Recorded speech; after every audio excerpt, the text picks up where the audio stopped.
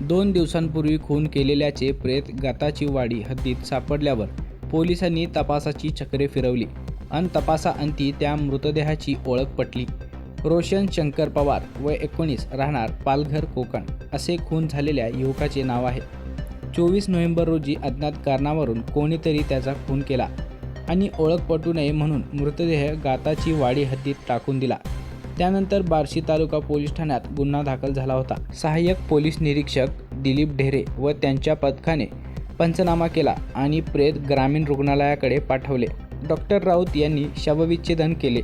त्यांच्या अहवालानुसार मृताच्या चेहऱ्यावर ॲसिड टाकले होते. डोक्यावरील केस काढल्याने फक्त कवटी दिसत होती. बरगडीचे तुकडे, मनकाही पूर्णपणे तुटलेला होता. मृत युवकाकडे असलेल्या मोबाईलमध्ये सिम कार्ड नव्हते. त्यामुळे सायबर क्राईमची मदत घेण्यात आली.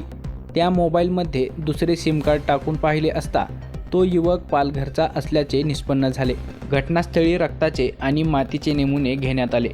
तपासासाठी 3 पथके पाठवण्यात आल्याचे तपास अधिकारी तथा फौजदार दीपक ढेरे यांनी सांगितले. पोलीस कॉन्स्टेबल दशरथ बोबडे यांनी फिर्याद दिली असून अज्ञात व्यक्तीविरुद्ध गुन्हा दाखल झाला आहे.